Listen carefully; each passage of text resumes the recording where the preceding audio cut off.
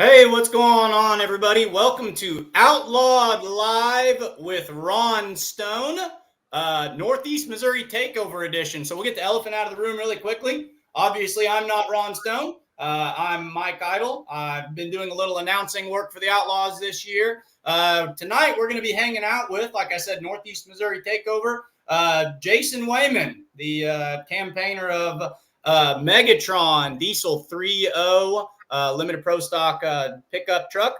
Also, the proprietor of No Wayman Diesel, an official class sponsor for the Outlaws. Ron Stone, unavailable tonight. He is in Racine doing the super fan experience. And Kenzie, you can bring up some of those photos anytime throughout the show. There's Ron himself having the time of his life, hanging out there in Racine. He said they were going out to a lakefront restaurant. Here's some of the pictures he sent us. Yeah, if you can explain some of these things. He's got some awesome photographs he's been sharing with us today. Checking out all of that at Case and Case International in Racine.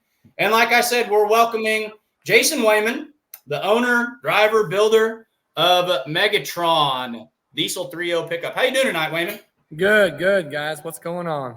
Oh, we're just hanging out, talking, pulling. So, Jason, been busy lately. You've been doing a lot of driving outside the Midwest. I know you've been to some standalone shows and some independent shows. We're going to try to keep things focused on your 2023 Outlaw season this year. But I know you've been busy. Probably feels good to be back home. Is the truck put away for the winter? The truck is officially in the trailer, except for what you see behind me. So that's the heart right there. That is Megatron right there, kind of taking the work clothes off and kind of morph back into what we see. So what's at the top of the priority list with what we see behind us right now? Top of the list is just tearing the engine apart and checking over, see if there's any wear on the bearings, checking the cylinder walls, see if there's any scuffing or scraping. And there's getting everything going over, making sure nothing's out of calipers. Wrong words there. Anyways, giving the head a good checking over too. At the Shide Pull this year out at Wagler's, our second day during qualifying, we had some bad luck. A valve fell out of the head and actually broke a valve in half. So that scrapped our day for Saturday for qualifying and for the finals. So we brought it home and quickly tore it apart and just kind of did a Band-Aid job to get it going back together for the next weekend and hopefully that it would finish the season. And the Band-Aid worked. It finished the season out, but now it's time to do it right. So, and that was kind of interesting too, because you talk about finishing the season. That was right before the finale in Lufkin, Texas. Is that correct? Yes. So you kind of put a Band-Aid on it. We go down to Lufkin. Lufkin's one of the highlight points I want to talk to you about tonight. And I just really want to run down your season, talk about all the things that you did, talk about some of the numbers that I crunched and what I saw. I really like to geek out when it comes to pulling data like that. Looks like there were 17 total hooks for the Diesel 3.0 class for the Outlaws this year. And it looks like you were able to hook at 15 of those. Do you keep a precise count of how many passes are on your 2023 season or even on that motor that's behind us right now? Yeah, I keep a pretty good count on it. I think we're right around 40 or 41 hooks on this engine. Is that just in 2023, first of all? Yeah, that's 2023. Is that to me, that sounds like a load. That sounds like you had a big year, but you've been doing this for a long time. Is that pretty typical for a season for you? That's typical for me. Most people don't hook as much as I do, but I'm not afraid to travel. Yeah. So I'll go all over the United States. I really don't care. Miles don't scare me. I just like pulling with good competition, and I go where the competition's at. And this Diesel 3.0 class is not hurting for good competition. I mean, there's a lot of fun trucks and a lot of great iron out there, no doubt about it. So that's excellent. One thing I try to push on social media, one thing I talk a lot about, 2020 kind of reminded us, don't take pulling for granted. And the few pulls that did happen in 2020, we saw a lot of people travel long distances just to be there. So I feel like that's almost been reflected in these past 3 years too. If you don't know when you're going to get to pull again. So whereas maybe Lufkin, Texas, seemed like a really long drive before, now people are saying, well, hey, put it on the trailer and let's go because, what are miles? Like you said, you got home with daylight left on Sunday after a huge weekend. So, can't be afraid to put on the miles, I'm sure. That's right. So let's talk outlaw season. First of all, the one thing I want to talk about, you're coming to us from your shop. You are at No Wayman Diesel LLC, which is, and if I say anything incorrect, tell me, that is the official class sponsor for the Outlaw Truck and Tractor Pulling Association for the Limited Pro diesel trucks, right? Yes, sir. So how does that come to be? Is that something where you call up the Outlaws, you're on the phone with some of the presidents and the owners, or are they calling you? Or just kind of talk to us about that partnership and don't be afraid to, tell the world about your shop and some of the services that you offer while you're at it. Well, it started a couple years ago when the Outlaws were wanting to get the 3.0 trucks back on the schedule and back on the track. So I talked to Mr. Ron Stone and said, hey, our shop would be glad to be the title sponsor if that'll help at all with getting the name out there for the Outlaws. And it also helps get our shop name out there. And it goes hand in hand since I run in the 3.0 class as well. So we saw that as, I don't know, we saw it as the right thing to do. And we're going to go on starting on the 3rd year of being the title sponsor for the 3.0 class. Yeah, so a good business decision, but also I like the way you say the right thing to do. It's a good thing for pulling and a good thing for the class too. So that sounds like it's a win-win. And I feel like you're one of those names that when people say diesel 3.0, Jason Wayman's one of the first names they think about. I feel like you, for the past, as long as you've been doing it, 10, 15 years, or even, maybe longer, you've really been a leader in this class, and it's something you've been passionate about. How long have you been pulling 3.0 diesel trucks? So competitively, we turned my 06 Dodge into a full-out competition truck in 2010. So that means no going back to the street. Mm-hmm. It was trailer, track. Before that, I purchased the truck in 2008, and shortly after, I started doing modifications here and there, and got it up to where I thought it ran really good. So I drove it to a truck pull about an hour and a half from here and had the tools with me and bump stops and all that good stuff to set it up. And we ended up winning that pull. So that's what really got me into pulling, was that right there, winning that pull, feeling that you get after you've worked and thought about it, things to do to make your truck hook and get it down the track. And bringing that trophy home. The money didn't matter. It's just I got that first place trophy, and I was pretty proud of it. So you were the, the term gets used in pulling way too much, but you were hooked. I mean, you were addicted right at that moment and just kind of knew that that's where it was going to go. I got some announcing opportunities this summer, and I told all my buddies, hey, I've always dreamed about calling one pull. If I can announce one pull, I'll die a happy man. And I called my one pull, and it went fairly well. And I said, nope, I got to get on the microphone again. That's one of those things. Pulling is man, it's an addiction, no doubt about it. So this leads pretty well into it. One of the questions I was going to ask you, because I feel like I remember that truck you're talking about. How many iterations, how many versions of Megatron have we seen? I can think of 3 graphic styles or 3 body styles. Are there more than that? Where are we at with the progression of the Megatron truck since 2010? No, the new one is the 3rd one. It started out as an 06 body mega cab, just the light blue paint with the silver on the bottom.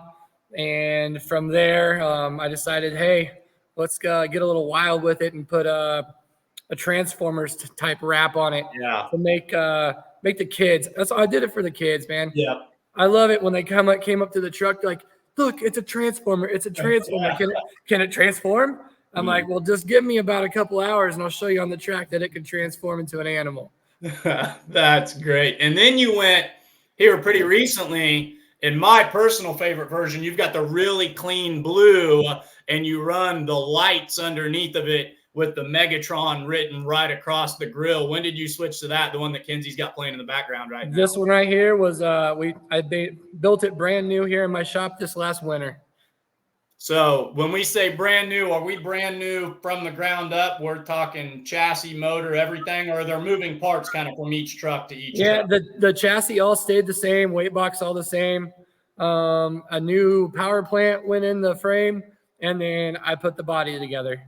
That's it. It's a beautiful, it has got to be one of the best looking rides out there, no doubt about it, and pulling. And the lights, if you guys haven't seen this truck in person, you want to watch it hook after dark. He flips the blue lights on, he flicks the running lights on right before he goes, and it gives the whole thing. I mean, it's like that, what you're talking about, the Transformer, you know, Megatron has transformed, and we're getting ready to mean business. And mean business, it usually does. So that's awesome. Hey, guys, if you're just joining us, Outlawed Live with Ron Stone, only it's Outlawed Live with Mike Idle and Jason Wayman tonight. We're talking diesel trucks. We're talking outlaw pulling. Feel free to comment. Let us know where you're watching from. What questions do we have for Mr. Wayman in the Diesel 3.0 class?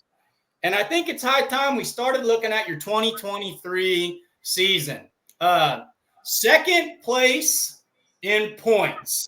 But, man, you had a good season. I feel like you've got to be very pleased with how things went for the outlaw year this year, pulling with them. Give us your gut thoughts on coming in second, but also just your hooks in general and how you feel that you performed. I feel, I mean, I don't want to brag, but I feel like the truck performed very well. It's not me, it's the truck. This thing just does its thing, pull after pull. It's one of the more consistent trucks probably in the 3.0 class. I don't change many things from track to track. Tire pressure stays the same. The weight on the front of the weight box pushing down on the frame, holding it to the ground, always the same. I rarely even change the gears in it. My thing is consistency wins. So if it were not to do good at one of the pulls, say Unionville, Missouri for one, I'll bring it up myself. Yeah, we'll talk about that one. Okay, yeah. I didn't do very good there, but I did not change anything to the next pull. And the next pull, we're back up into that number one spot. Well, if you're not changing your setup, so and you're talking about you have to give props to the truck, and I like the way that you talk about that. You know, between it being Megatron and you give props to the truck, it's almost like it takes on a life of its own, which is just too fun for pulling fans. That's awesome. No small amount of driving skill and track reading still comes into that. So if you're leaving your setup the exact same, how much do you feel that getting out there? Are you a guy who's out there, you know, as soon as you can, poking the track, going back every hour, seeing what it does?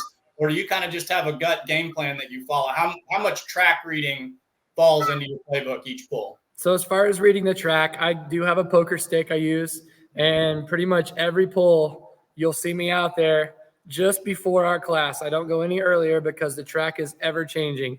I go out just before our class, and I'll do a zigzag pattern down the track, poking it with my poker, checking for the consistency. If it's hard, if it's soft and my stick were to go in 6 inches, don't go to that spot. Yeah. We really prefer a hard, tight track, and I like the poker to go in about an inch and a half.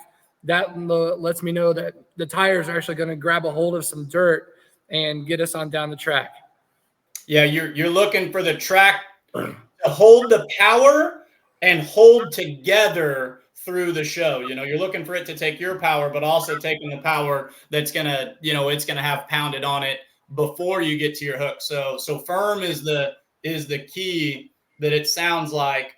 So this is really good. I just, you know, we said we're gonna talk about Unionville. We're gonna get that, you know, elephant out of the room. Where do you like to hook in a class? Do you like to be the test hook, or do you want to be middle, back of the class, back third of the class? No one wants to hook second is what I've really learned in pulling. But Where does Jason Wayman feel that his sweet spot in the draw is? If I had to choose, I would like to be last hook. If it's a nighttime show, I'd like to be last hook every time. That lets me stand behind every truck that goes down the track in front of me. I watch their path. I watch and see if it upsets the truck. I just take all these mental notes into my head and see how hard they come out when they're leaving the line, or how soft they're actually coming out on the throttle. If they're dumping the clutch, or if they're riding the clutch out 75 foot or so. That just takes a weight off of my shoulders, because it's letting them do all the experimental stuff for me, and then I can just go out there and drive. So we've got a video playing down here right now, and I feel like this is the perfect one to talk about. I'm pretty sure this is Wisner. I would guess that's one of those tracks where you can dump the clutch and let it eat pretty early. Do you feel like Wisner is one of those that just takes the power excellently? It wasn't bad. It was a little different on the starting line. I didn't come out as high RPMs that I normally would, but I'm able to drive mine with my throttle. I can drive it, come out half throttle, 2/3 throttle, or full throttle, however I want to do it, being it's a common rail. But I came out pretty hard. I'd say probably 4,200 RPMs. And then once I felt the truck set in, I just pushed the throttle as far forward as it goes and let the clutch out all the way. And that one, let's see on my notes here, that panned out. You walked away from Wisner with a first and with a third. So, pretty fun weekend there. But let's go back to Unionville for a second. So the reason I asked, you were the test hook at Unionville, right? Yes. Yeah, and I was watching that one from the stands. Of course, that's one of the closer pulls, I think, for both. Is that closest pull you have to a hometown pull? Basically it's like 30 minutes. Yep. If you're not counting maybe Greencastle, have you pulled at Greencastle in a while? Yep. I don't go there much anymore. It's more of a smaller parking area, and it's hard for me to maneuver. Sure. But yeah, so Unionville going to be closer to your hometown pull. The adage goes that's the hardest pull to win. Were you guys first class too? Yeah, we were first class, and I was first hook, and nobody had been down the track yet. And I probed it. I'm like, man, they're packing it so good. This first pass got to be the one to take. So it was my turn. And of course, when I tell myself I'm going to do something, I stick with it and I do it. And I took my pass, and that was the wrong thing to do. Did you sit back there and watch and say to yourself, well, I'm going to hold out. I'm going to, after the next one, you say, well, I can hold out for second, or I can hold out for third. Or was there a point after a couple trucks went by, you were like, hey, that was a thumbs down, Mr. Tech Man. I think you saw it wrong. That was actually a thumbs down. It was the very next truck after me put, I don't know, like 10 or 15 foot on me. If I remember right, he went, It was at that moment I knew that I had messed up.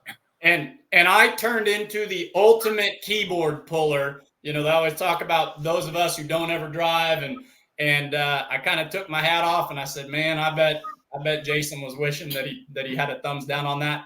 But that's pulling. You're not going to pull as long as you have and do what everyone does without that running into the case sometimes. So the reason I want to bring up Unionville, so Unionville did not pan out.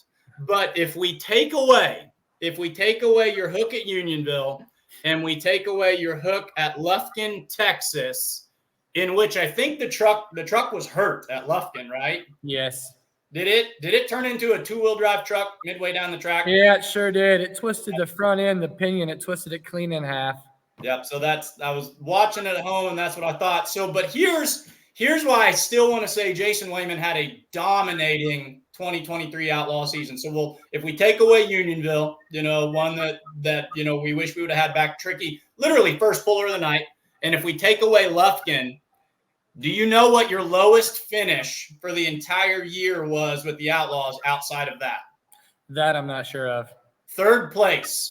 You never finished lower than third for the entire rest of the year. And if all my numbers are right over here, that includes 7 first place finishes, 4 second place finishes, and 2 third place finishes. So that's, if you take away 2 pulls, that's kind of what you're saying. Yeah, you're pretty proud of that truck this year, right? Yes, sir. So, did you know that 7 was your number of wins? I really didn't know that.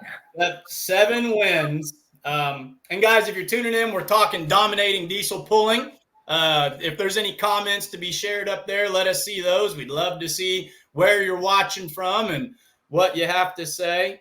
But yeah, you actually finished 7 first place, 4 second place, 3 third place. And then your only other 2 hooks were just those, circumstances that come with pulling. That puts you your average finish spot, including the 9th at Lufkin and including the 6th at Unionville. Your average finish spot on the year was 2.4, so like 2nd, 0.4th place. So with that motor sitting back there, whatever you did to it last year, I would do to it again.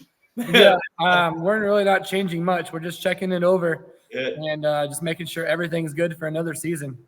And Ron Stone wanted me to bring this up. So you finished 2nd place to Ryan Stahl, right? Yes, sir.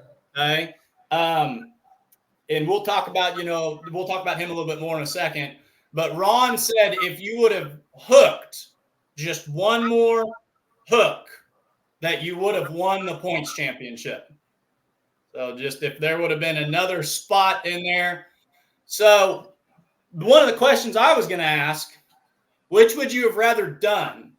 Would you rather have, I think the only 2 you missed were Corydon and Warrensburg. If you could do the whole season over again, would you try to be at one of those 2, or would you go back to Unionville or Lufkin and change something there? I'd rather do Unionville over in a heartbeat. Yeah. Well, and especially have you won there before?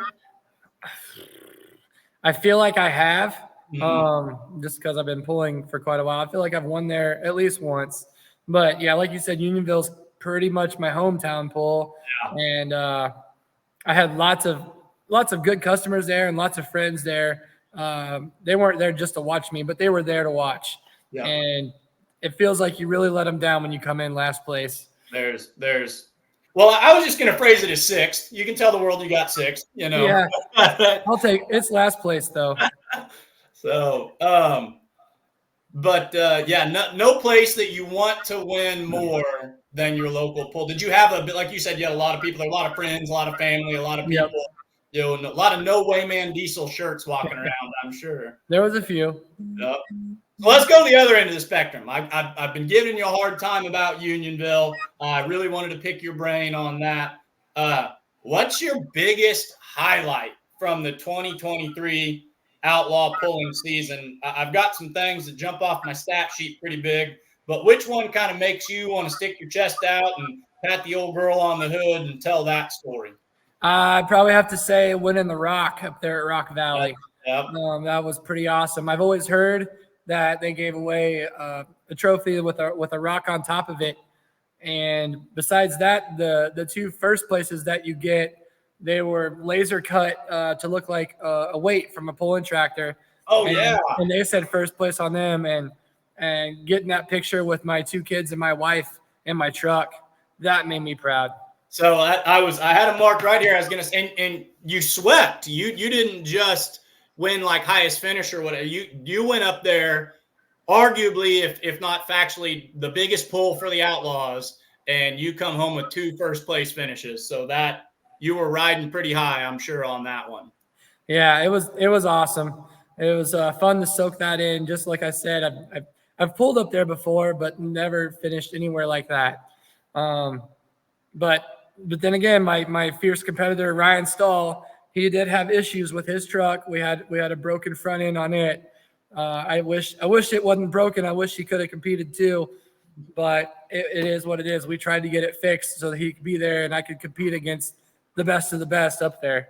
Yeah, I've got Ryan's stats right here. He had the opposite up at Rock Valley. He finished 5th place. Yep. Were there a lot of trucks? How many trucks are hooking up at Rock Valley? I know I was at Wisner, and Wisner had probably 11, 13, maybe more than that. Mm-hmm. How many did Rock Valley draw? I'm really not sure. I think probably 5 or 6. Okay. I don't remember. Okay. Yep. So some of my notes here: highest highs, lowest lows on there. We've kind of covered covered all that. One thing I wanted to say before I flip my sheet, it literally says reiterate 7 wins, guys. 7 wins on a season. That's truly impressive. You mentioned Ryan. You and Ryan are pretty good buddies, or at least you have a good working relationship. Yes. Yep. You guys. Yeah, we're really good buddies, and our motors they come from the same stable. So anything he needs at the track, I drop what I'm doing and try to help him. And the same way with me. If I'm struggling, if I need something, he stops what he's doing and he helps me as well. So your setup and the way your vehicles run are gonna be fairly comparable a lot of times. Yep. Your stats are almost identical. His average finish on the year was the same as yours. Second 0.4 was his average finish on the year. So that's where we stand with that. Talking Megatron, there it is, the lights coming right down the track right there with the big Decepticon symbol out front. Jason says he does it for the kids. The kids love that idea of having a transformer. Pulls it off the trailer and it transforms on the track, doesn't it? Yeah. Yep. The kids love it. And I mean, I'm a big kid too, so obviously I love it as well, or I wouldn't have done it. Yep. But that grill is what pretty much made the truck. That thing, the grill, the lights, it is too cool. Too cool for school, my friend. So let's go back to Rock Valley. Rock Valley is probably the biggest pull for the Outlaws, but right there with it, right there with it, you've got Thunder in the River, or Thunder by the River at Wisner, Nebraska. You win both at Rock Valley. You're looking for the Thunderbolt from Wisner. You win Session 2 at Wisner, and then you grab a third at Session 3 at Wisner. How special would it have been to have said that you swept the 4 biggest sessions on the season? That would have been pretty cool. But of course, there's always a truck that can get around you anytime. And that truck was Jimmy with the chain smoker, and he got it done. He did it, and he did it in fashion. He didn't just beat me. He put like 10 foot on me. He was wait. I'm trying to remember. That was that Saturday. That'd have been that Saturday afternoon, Saturday night show where we started pulling at 4 o'clock in the afternoon. There's Mr. Ron Stone himself. Hello, Ron. How we doing tonight? Outlawed Live with Ron Stone. Now we can officially say that. Preston Collins says, looks badass. Definitely a fan. Couldn't agree more, man. Couldn't agree more. If you're gonna find a cooler pulling vehicle out there, you're gonna be hard pressed to find it. Let's talk about the name Megatron. Is that a play on the Mega Cab, or like you said, you're a big kid at heart and you like the Transformers? Yeah. Since it was a Mega Cab, it made sense to call it Mega something. Yep. And Transformers movies, I can't get enough of those. So Megatron it was. I know it's the bad guy, but everybody always likes to beat the bad guy. So I felt like it was pretty fitting to just call it Megatron. Well, come on. I mean, if you're going to be, this snarling beast going down a pulling track, you don't want to be just the good guy. You want to have that kind of chip on your shoulder. So I think, no 16-year-old kid wants to be an Autobot, dude. They all want to drive a Decepticon. That's I was listening, and this is no judgment on anyone out there, but you were pulling sometime years ago, and I was watching a YouTube video highlights, and there was an older announcer, and he kept pronouncing it as Mega Iron. I guess the T didn't get quite crossed. I don't know. It wouldn't be the worst name ever. Mega Iron's got kind of a cool ring to it. So we talked about where you like hooking in the class. He likes to hook dead last. Biggest challenges. 15 hooks with the Outlaws out of 17 available. You said 41 hooks total. What are the biggest challenges in running a season like that? Driving a vehicle that you push this hard? Walk us through just the grind mentally, physically, mechanically of your season with the Outlaws, or just the summer as a whole. Biggest challenges probably when I'm gone, to make sure that the shop stays flowing like it's supposed to. I'd say that's probably my biggest challenge.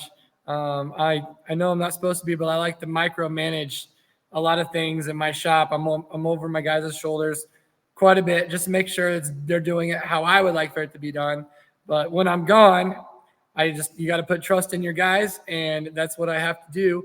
But still, it's probably one of my bigger challenges is is letting them do it how it needs to be done, and me not being there, making sure it's how I want it. I've always wondered that about pullers before, because pullers are it seems like they're either huge farmers or they're running some sort of industrial or agricultural business. You see a lot of manufacturers, a lot of truckers. On a typical week, especially in the heart of pull season, how many days are you going to be at the shop versus how many days are you dedicating to being out on the road and at the pull itself? So walk us through like a Sunday through Saturday, and let's say that, it's the week of the Iowa State Fair in Wisner, or it's just, you're going to Lufkin, Texas or something. What's that look like? Man, if it was the Iowa State Fair week, well, first starts at Missouri, at the Missouri State Fair. We pull on a Sunday there, and then we pull Monday night, and then we're off a day. And then Wednesday will be at the Iowa State Fair. And after the Iowa State Fair, I come back home, work all day Thursday, and then we take off Friday mid-morning and head to Wisner. So if there's any time that I can be back here and working and making sure work's getting done, I'm back here at the shop. So like you're not afraid to drive. And if there's a day off, you're not just sitting in the toter somewhere sending emails. You're heading back to Novinger, Missouri, and you're putting, fingers on materials and getting your hands dirty yourself. Yep. And then say if we have a pull Saturday night and it's late and we're over 3 hours from home, we'll just stay the night there and drive home the next morning. But as soon as we get back here Sunday, I'm back in the shop, whether it's cleaning the floor, straightening stuff up, inventory, or working on trucks. I'm in here most of the day Sunday to try to make up for that Friday I was gone. Oh, Optimus Prime is going to be pulling next season. What are your thoughts on that? Well, the more trucks, the merrier. That one, that'd be a great name for one of those 4-1 semis. Of course, Optimus Prime being a semi, surely we got to see something like that out there. Yeah, there is a couple semis out there. Maximus Prime is their name. Mm-hmm. James Deverman says, we just call it Prime. Wonder if James is driving a truck called Prime out there. No, his is the Chain Smoker. Chain Smoker. That's the one. So there's so I pulled up all of your and Ryan's stats. I should have taken the time and pulled up everything. Where did the Chain Smoker finish? Well, I guess we've got the great plug. You can get out your Outlaw app. Ladies and gentlemen, if you don't have the Outlaw app, legitimately one of my favorite things that I have. And we can pull him right up right now on the Diesel 3.0 and see where he finished this season. So your rundown. Oh, there you go. Spooled up Ryan Stahl. He's your number one. Megatron, our guest tonight, Jason Wayman from Novinger, Missouri. He finishes number 2. And then James Deverman in the Chain Smoker came in 3rd. But like Wayman said, he's got that big win out there at Wisner, Nebraska. Let's go back to Wisner really quick. The Thunderbolts. You won the Rock at Rock Valley. The Thunderbolt, is that a highest average finish? Did you win that? Did that go to someone else? Do we remember where that landed? Yeah, the Thunderbolt actually went to James Deverman with the Chain Smoker. He had the furthest overall distances. I think he got me by like a foot. So there it is. Regardless, he got me, and he deserves it. He has bad luck just like everybody else, and that pull up there, the truck just worked for him. And he got out there and got that Thunderbolt, so he deserved it. How did the heat Saturday afternoon and Saturday night, does that affect a diesel pickup?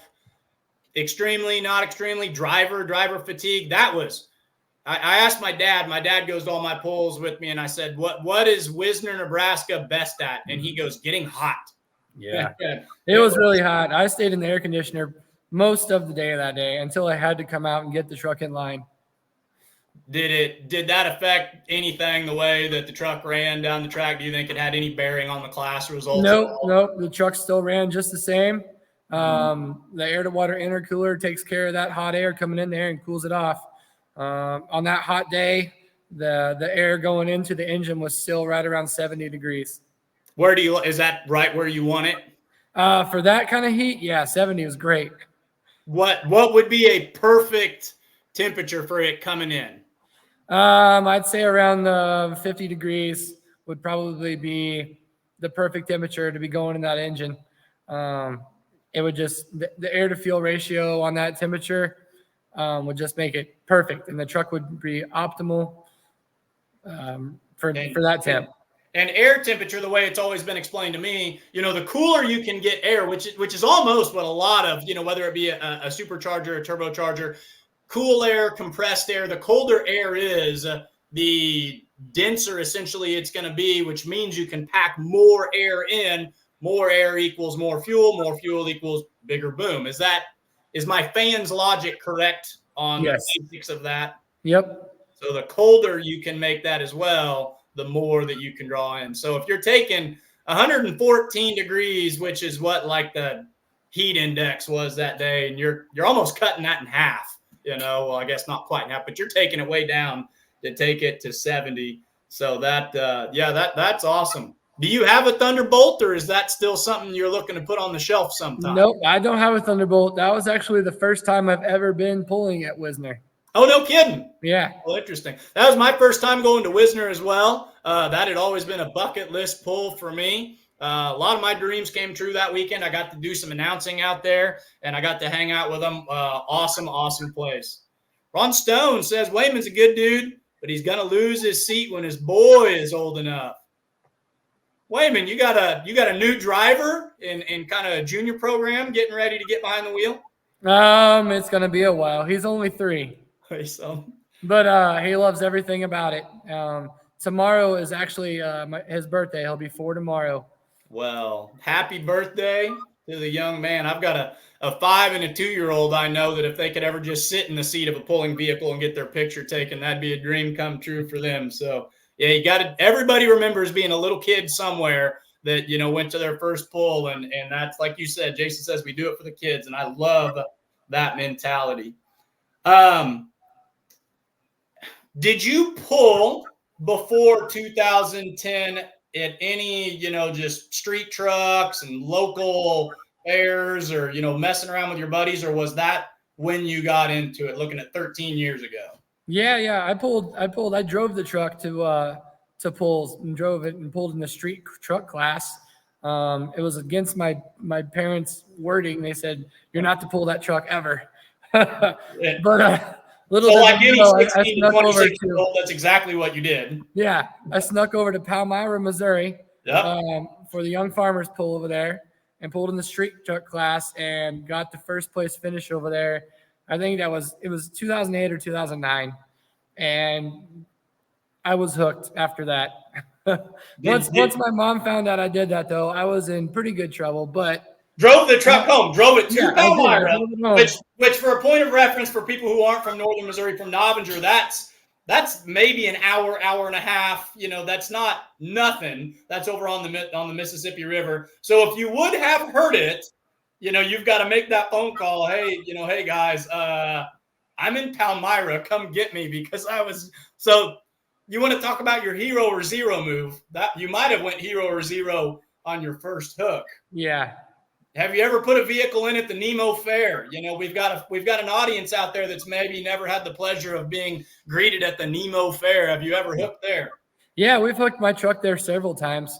We've had competitive classes there from time to time, and then other times they wouldn't have my class, and I would just pull for exhibition. Sure. Just for all of the local people around here that want to see my truck pull, whether there's competition or not, I pulled it out there just so they could see it. So when you do the exhibition pull at that one, especially being less than 10 miles from home, and I'm sure that's one where you can sprint that sled out the back door. I bet that one brings them to their feet pretty hard. Yep, it usually does. And they cheer pretty loud when I get out there 320, 330 foot.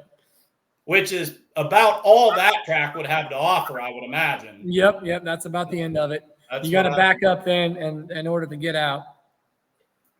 So getting back, let's talk back into your 2023 Outlaw season.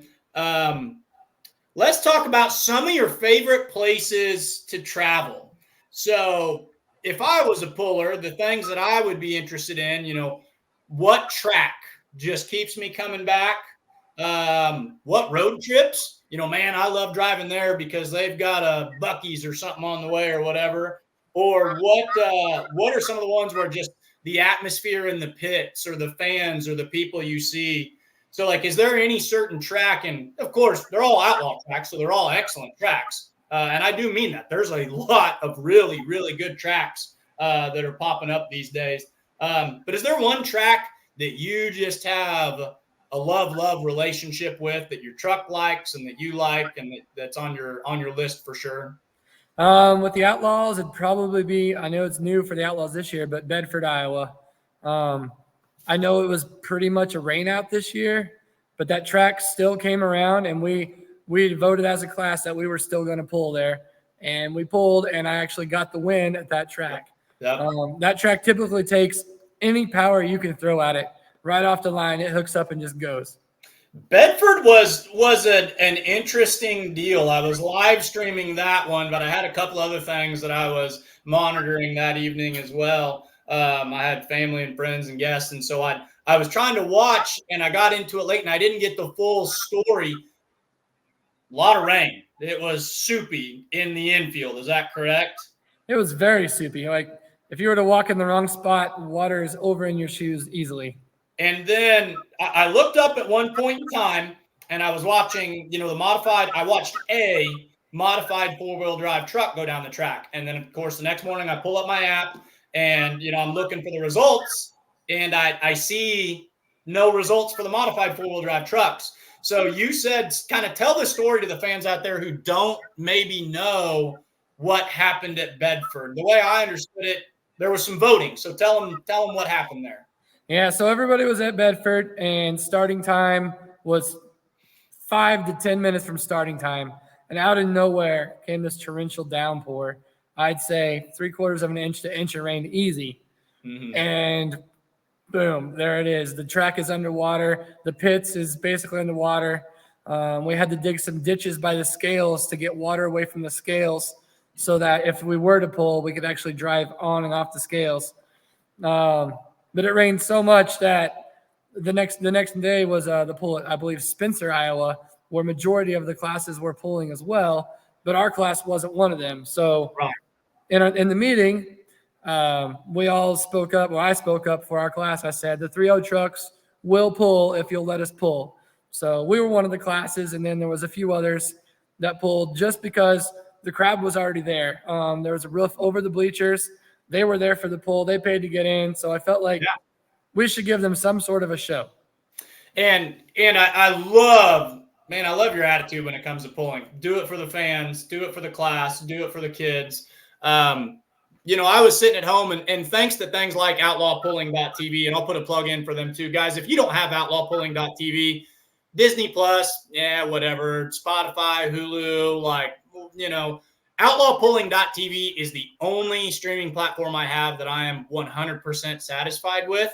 That's something, we want to see. We're setting aside part of our time, part of our evening. So for a voice like you to step up and say, hey, if you'll have us, we're going to go put it out there. And of course, like you said, you walk away with a win. So that's one that you're feeling top notch about. Are there roles within that class? Do you kind of represent the 3.0 class because of any voted on role, or do you speak for them sometimes because it's a class you've been around a long time? Is there anything there that the casual fan might not know about? As far as the class rep and spokesperson, that's Ryan Stahl. He got voted in one way or another, whether he liked it or not, to be the spokesperson for our class.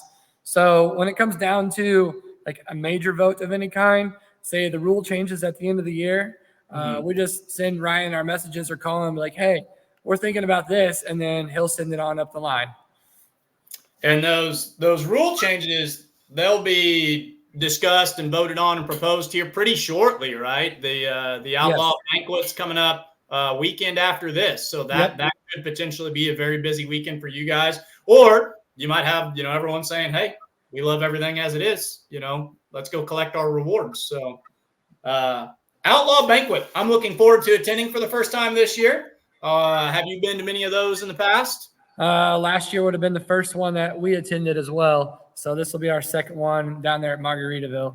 I hear that it's nothing shy of an awesome time. Yeah, there's a lot going on.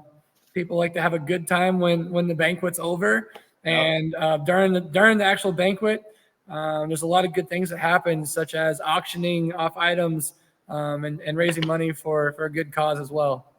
Yep, that's excellent. Okay, the mission of pulling is top notch, and the Outlaws does one of the best, if not the best job. The Outlaws, I've been so pleased to be able to work with them this summer.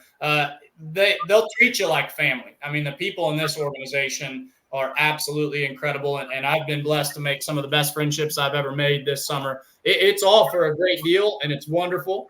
So we like Bedford for the track. Where do we like to go? Because after the pull, the camaraderie or the pit atmosphere or the hangout, or it's just got that vibe to it. Where's the destination pull? Because it's going to be fun. Basically any 2-day hooks, honestly, because after we pull Friday night, I know that some pullers somewhere are going to be cooking some good food, and you can be a complete stranger, and they'll welcome you over their trailer to eat their food and hang out all night. So basically, any 2-day pull or event we get to go to is going to be one of my favorite ones.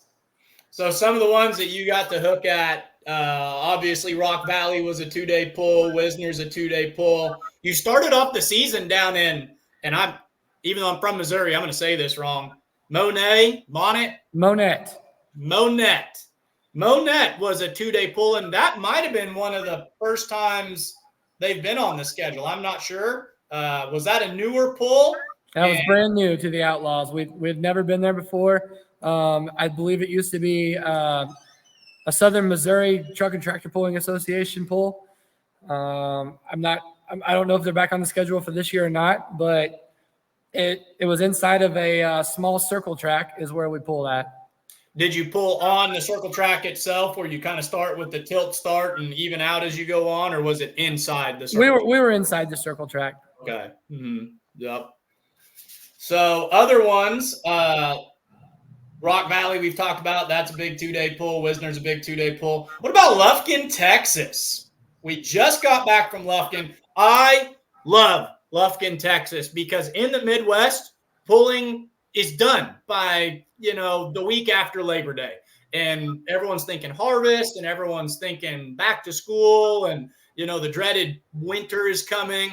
You take a month off and you go down to Texas, and we're not done pulling. What do we think of Lufkin, Texas? I love Lufkin. That was the second time I got to go. Last year we had some motor issues right before Lufkin, and we just couldn't make it. But this year, felt like we needed to make the trip to finish out the points race for the Outlaws. So we went down there, and the pull, I know it's a huge semi show and semi drag races and everything, but the crowd for that pull, I believe the pull was the destination for most of the people that came to that event. So yeah, that's the Dragon and the Pullins and the Pines, which is a semi pull down there. But the crowd very quickly became apparent that they were there to watch pulling. There are some hard runners out of Texas, especially in some other classes. Anything that's got a blower motor on it, anything that you can strap multiple motors on. The name, the state Texas and maybe some 2-wheel drive class is almost just synonymous with success. You talk about getting good food. Was there a bunch of good Texas barbecue floating around the pits afterwards in Lufkin? There may have been, but it was late enough at night. I don't remember. Well, wait, we did eat. We ventured over to Preston Collins' trailer. He has a 3.0 truck down there in Texas, along with the other 2 guys that are running with him too. And he came over to our trailer. He said, "Food will be ready in 20 minutes if you guys want to come over." And it was steaks and hot dogs and sausage, everything. And absolutely, I went over there and ate me a good old ribeye steak. So there's always the fun debate. Texas claims to be the biggest, baddest barbecue in the world, but we've got Kansas City barbecue. How'd you like that Texas barbecue compared to what we get back home? I'd say barbecue's barbecue. It's all about the flavor in the end. When you've been wrenching on a diesel 3.0 truck and pulling all day, and someone says, "Here is a steak," you say, "That's delicious." Yeah, it is delicious. No matter if it's tough or not, it's good. Yeah. You can always put ketchup on it, There right? you go. What about the road trip? Favorite place to go? And do you like short pulls? And in all honesty, this is something to think about. Do you like driving 45 minutes to Unionville, pulling, and then coming back home and sleeping in your own bed, or does it almost not have that same feel as going out to Nebraska, going to northern Iowa? What's your road trip situation look like, and where do you like to travel to? I'm up for a road trip anytime, anywhere. So pulling, road tripping, that to me, I love it.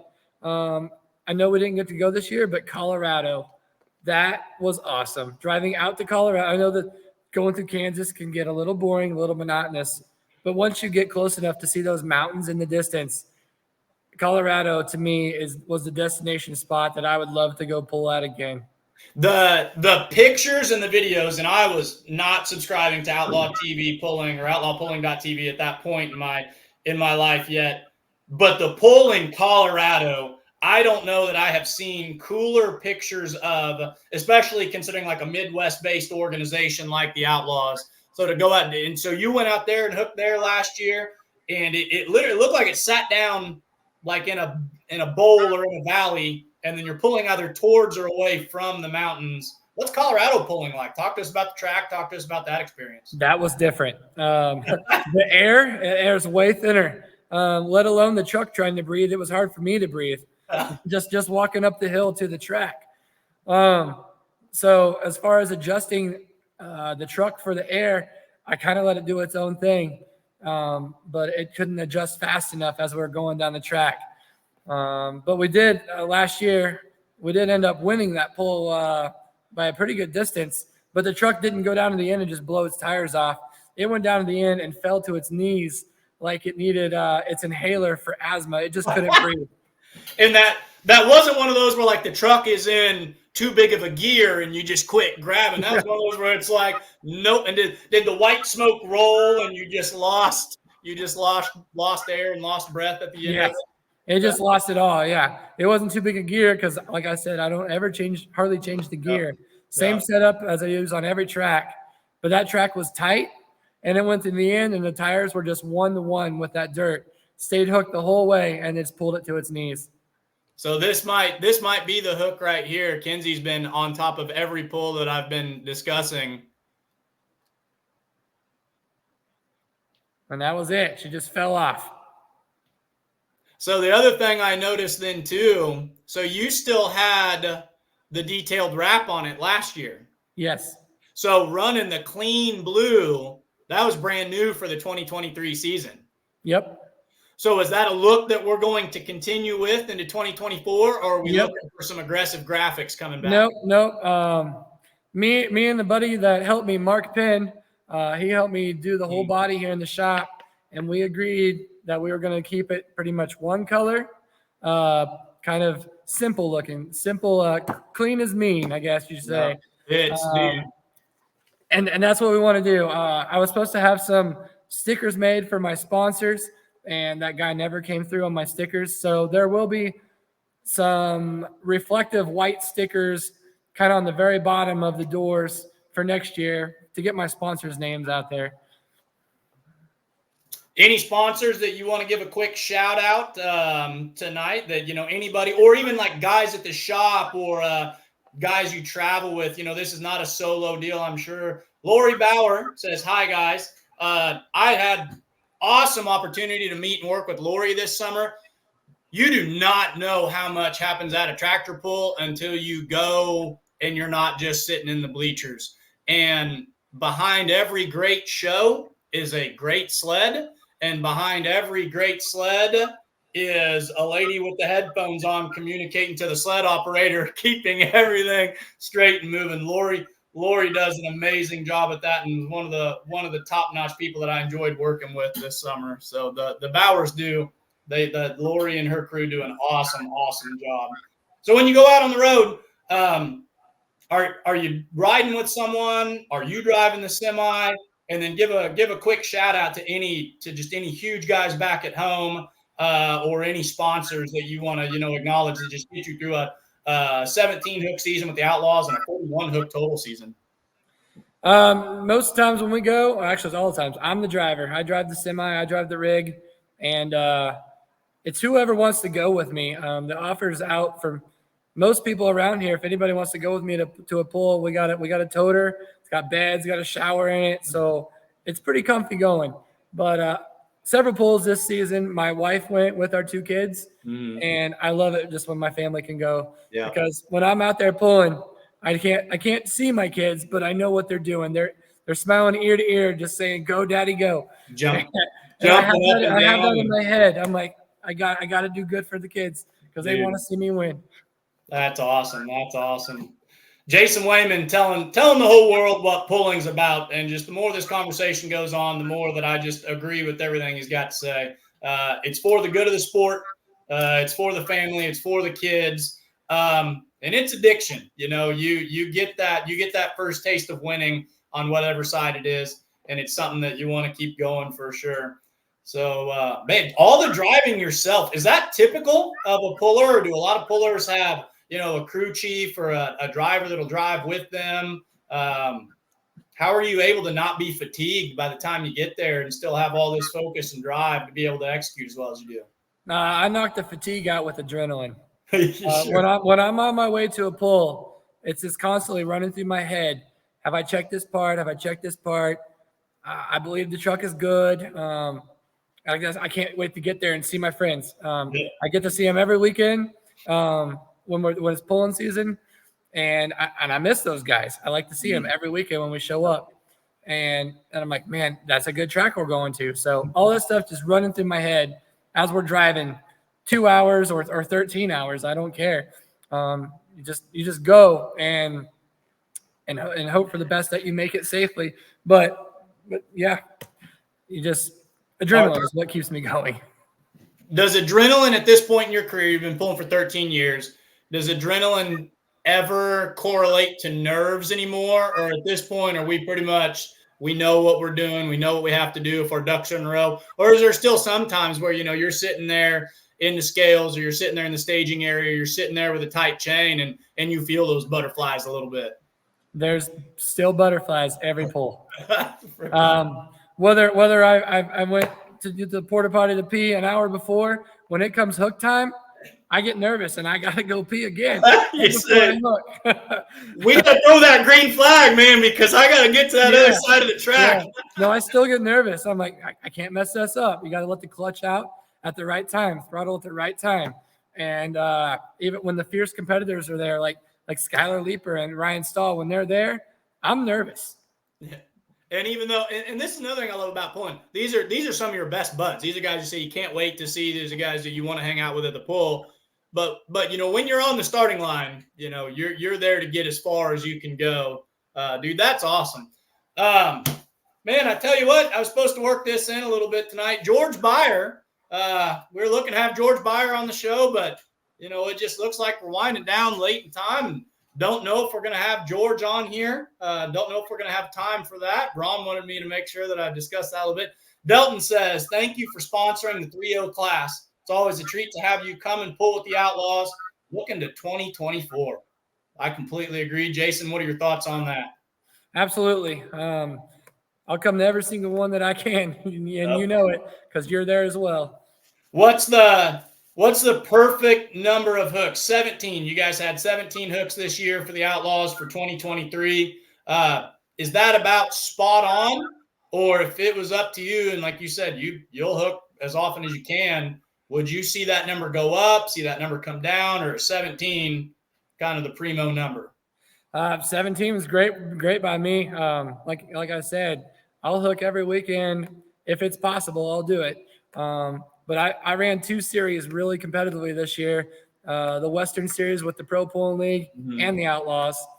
And I tried to do my best on both series, coming up with second place, like you said, with the Outlaws. But I know this is an Outlaw show, but I did win the points race with the PPL. Yeah, and I think we can't not acknowledge that too. With someone who does so much for this sport and does so much for this class. On behalf of the Outlaws, myself, and everyone, absolutely a huge congratulations for winning that Western Series. How many hooks did that have in it? We had 10, I believe. Okay. So then you were no doubt about it. Zach Powell says, my boy Wayman. That's right, Zach. Dalen Dalen got lucky. Well, you got to be lucky sometimes, Dalen. Well, you got lucky 7 times this year. I got to reiterate that. Getting lucky 7 times and averaging a finish of 2.4 with really only 2 outside of the top 3. If that's luck, let's go to the boat. If that's luck, then you're a very lucky man, Jason, and we need to go to Boonville together. So, hey, Jason, this has been a ton of fun. Your attitude towards pulling and your mission and everything you stand for is just top notch. George Beyer, don't know that we're going to have time to work George Beyer, driver a side piece on tonight. Doggone it, we'll try to get him next go around. Jason, thank you so much for everything that you've been able to do for us. Thanks for jumping on with me and giving me the opportunity to interview you. Any closing thoughts, big statements, bridge the gap between that motor sitting on that truck right there, the close of 2023 and the opening of 2024? Well, I need to thank my sponsors. Like I said, their names aren't on the truck this year. The stickers just didn't happen. But Perkins Diesel down in Stratford, Missouri, that power plant behind me is all their brains put into that power plant to make it work. And dyno pass after dyno pass, and we leave that dyno and we don't touch a tuning on the truck at all. It is set where it's at. And to make that power, we got Dynamite Diesel Products, owner Lenny Reed, supplying the injectors. In my opinion, some of the best injectors on the market. They're in most of all my competitors' trucks, including the Hill Brothers truck, Skylar Leaper's truck, Ryan Stahl's truck. They all run those Dynamite diesel injectors. Yes, that's a good comment right there. Bodie Griffin says, what do you think of that Hills Brothers truck? So it's running, from the same shop as well. Yep. The Hill Brothers truck is same injectors or same person made the injectors, but it's a Patrick O'Brien built truck. So it's built down in Kentucky, their motor is. And that Hill Brothers truck, when he shows up with it, when Adam Kincaid shows up, I'm like, this is going to be a challenge. But I love it because that means I have to push my truck and do everything that I know up here that I need to do in hopes that I get around them. That's awesome. That's excellent. Well said. Yeah. And then putting the power to the ground is the clutch, the 4-disc clutch. Valair is the name on that one. Dan Valance. He was actually the 3-0 points champion last year with the farm truck. But he's been right there with me with that clutch, probably I think since 2010. So very, very well-deserved thanks to him. And then Done Right Diesel Parts for any extra parts I may need for my truck. They're the go-to guys. Who keeps the shop running when you're on the road? Does that fall into the wife or the family, or do you have a main guy, or is it the whole crew? It's the whole crew. Got 4 guys here, and they all know their jobs when I'm gone. I have one guy that when the phone rings, he answers the phone and he takes messages. And when I get back, I try to call them people back within a timely manner. And the other guys, they just keep wrenching. That's awesome. Goals for 2024, or how do you feel the off season? What are we going to be doing? What are we going to be doing in the off season? And then what's going to get us through to 2024? And what are your goals there? Well, off season is kind of over. Come January, we'll have the unit at Shipshewana. Mm-hmm. See if we can get her down the track there and maybe hit that sand pile. Yeah, that would be top notch. That would be premier awesome. Have you been there before? Yeah, I've been there the past 2 or 3 years with the truck, and that track is one of the most bitingest tracks I've ever pulled on. Is that the Michiana Event Center? Yep, is that right? Yeah. Yep. That's a big indoor track too, right? Yeah. The track length is 310 to 315 feet. So it's basically an indoor pull. Run your indoor setup and just go. So, Outlaw goals 2024. I mean, second place, I imagine your goal for 2024 is to bring home the gold. Any other small goals? Are we looking for that Thunderbolt? Are we looking for the Rock again? Or are we just looking for a solid top to bottom season? Well, if anybody knows me, competition is what I'm all about. So I'm out to win every pull.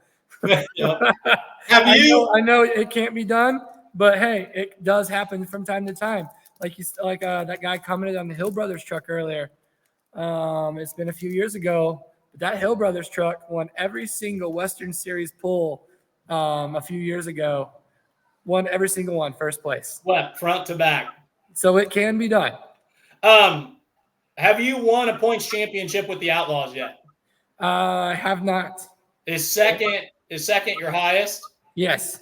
Have you gotten second before? Or is this year your first time being this high? This will be. I think I ended up third last year, so this will be the first year up in second place. So then let's just keep stair stepping it and go on up to the first place spot next year. So this is just your second full season pulling with the Outlaws. But did you say third season sponsoring the class? Is that right? This is we just completed the second season of sponsoring. Coming up on the third season this time around.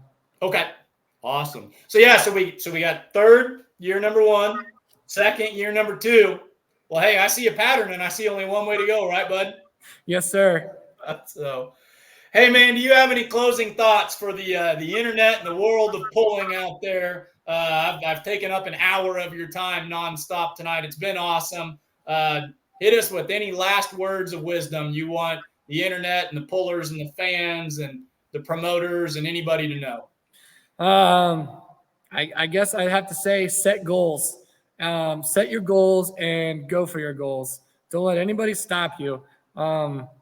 Just make sure that your goals are achievable. And if they're achievable, when you get those goals, set more. Just keep going. Better yourself any way you can. And if any of those goals entail making anything with a diesel motor run better, no Wayman Diesel LLC, correct? Yep, our shop can help you out anyway in a diesel pickup. I'm actually hoping our new website will be live by the end of this week. It'll be nowaymandiesel.com. I'll have merchandise on there, parts for sale. You can set up quotes, anything. So that's new for us. I'm going to try to take it on myself until it gets a little overbearing, and then I'll try to hire a person to run it. Can we order one of those badass No Wayman Diesel Megatron t-shirts you've got on right now? I'll have to get some more made, but yeah. That's and awesome. Then we got these cool hats right here. I saw those either on your Facebook page or the No Wayman Diesel Facebook page. They've actually been floating around quite a bit. Those are gaining popularity in a hurry. Yeah, those are slick. Those are excellent looking. Yep, I got several here that I'm planning on sending out hopefully this week yet. That's awesome. Well, guys, I'm Mike Idle, who's been filling in for Ron Stone on Outlawed Live with Ron Stone. We've had a little over an hour talking pulling, talking philosophy, talking family, bullshitting, for lack of a better term, with Jason Wayman, driver of Megatron, your second place points finisher for your Outlaws in the 2023 season. Quick recap before I let you go. You've been absolutely awesome, Jason. 7 wins this year, 4 seconds, 2 thirds, and he only finished outside of the top 3 twice. He averaged just over a second place per hook, and he came in essentially 1 hook shy of first place. Hey, Jason, great season 2023. Best of luck in your 2024 season. Hopefully we run into each other in the meantime. Maybe our paths will cross at the banquet. And for everyone out there, thanks for watching Outlawed Live. Jason, this was a ton of fun, man. Thanks for coming on with us. Thanks, guys. Thanks for watching.